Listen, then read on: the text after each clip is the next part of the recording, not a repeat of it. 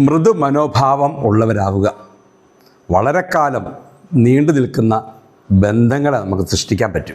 ഇന്ന് മനുഷ്യർക്കിടയിലുള്ള സൗഹൃദങ്ങൾക്ക് വലിയ ആയുസ് ഉണ്ടാകുന്നതായി കാണുന്നില്ല. ദിവസവും നമ്മൾ അനേകം ആൾക്കാരെ കാണുകയും പരിചയപ്പെടുകയും ചിലരെ നമ്മളോട് ചേർത്ത് നിർത്തുകയും ചെയ്യും. ഉറ്റ ബന്ധുക്കൾക്കിടയിൽ പോലും ബന്ധങ്ങൾ മുറിഞ്ഞു പോകുന്നത് കാണാം. എന്തിനധികം ഒരമ്മ പെറ്റ മക്കൾക്കിടയിൽ പോലും അകൽച്ചകൾ ഉണ്ടാകാറില്ലേ? എന്നാൽ ബന്ധങ്ങളെ നിലനിർത്തി മുന്നോട്ട് കൊണ്ടുപോകുന്നവരുമുണ്ട്. അവർ മറ്റുള്ളവരോട് എന്നും മൃദു മനോഭാവത്തോടെ സഹിഷ്ണുതയോടെ അവർ പെരുമാറുന്നവരാണ്. ആവശ്യത്തിനും അനാവശ്യത്തിനും മറ്റുള്ളവരുടെ കാര്യത്തിൽ അവർ തലയിടാറേയില്ല. അഭിപ്രായങ്ങൾ പറയാറുമില്ല. മൂന്നാമതൊരാളുടെ കുറ്റങ്ങളും കുറവുകളും വേറൊരിടത്ത് കണ്ടതും കേട്ടതും വിളിച്ചു പറഞ്ഞ് ആളുകളെ തമ്മിൽ അടുപ്പിക്കുകയും ചെയ്യത്തില്ല. എപ്പോഴും ശുഭകരമായ ചിന്തകൾ വെച്ച് പുലർത്തുന്നവരും ശുഭാപ്തി വിശ്വാസവും ഉള്ളവരായിരിക്കും ഇവർ. ഇവർ ആയിരിക്കുന്ന ഇടങ്ങളിലും സമൂഹത്തിലും എല്ലാം ഇവർക്ക് അർഹിക്കുന്ന നിലയും വിലയും ലഭിക്കാറുണ്ട്.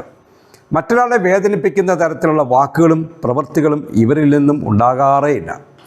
നമ്മുടെ ജീവിതത്തിൽ എന്തെങ്കിലും പ്രശ്നങ്ങൾ ഉണ്ടാകുമ്പോൾ ഇങ്ങനെയുള്ള സൗഹൃദങ്ങളെ നമ്മൾ ഓർക്കാറില്ലേ? ഇങ്ങനെയുള്ളവരുടെ സാമീപ്യം ഉണ്ടായിരുന്നെങ്കിൽ എന്ന് നമ്മൾ ആഗ്രഹിച്ചു പോകാറുള്ള നിമിഷങ്ങളുണ്ടായിട്ടില്ലേ? അവരോടൊന്ന് സംസാരിച്ചിരുന്നെങ്കിൽ കുറച്ച് ആശ്വാസം ലഭിക്കുമായിരുന്നു എന്ന് ചിന്തിക്കാറില്ലേ? എന്ന് ചിന്തിച്ചിട്ടില്ലേ? ഇത്തരക്കാർക്കും ജീവിതത്തിൽ ഒട്ടേറെ ബുദ്ധിമുട്ടുകളും വിഷമങ്ങളും മനോവേദനകളും ഒക്കെ മറ്റുള്ളവരുടെ ഭാഗത്തു നിന്നും ഉണ്ടാകാറുണ്ട്. ഇവരെ സംബന്ധിച്ച് പറയുകയാണെങ്കിൽ ഇവരെ വേദനിപ്പിച്ചവരോടും വിഷമിപ്പിച്ചവരോടും ക്ഷമിക്കാനും അവരുടെ അടുത്ത് ഇടപഴകാനും ഒക്കെ അവർ ശ്രമിക്കാറുണ്ട്. എന്നാൽ അത് മിക്കപ്പോഴും പരാജയപ്പെടുകയാണ് പതിവ്. തനിക്ക് വിലയും നിലയും ഒരിക്കലും ആ ഇടങ്ങളിൽ നിന്ന് കിട്ടത്തില്ല എന്ന ഉത്തമ ബോധ്യം വന്നെങ്കിൽ മാത്രമേ അവിടെ നിന്നും അവരിൽ നിന്നും ഇത്തരക്കാർ അകന്നു നിൽക്കാറുള്ളൂ.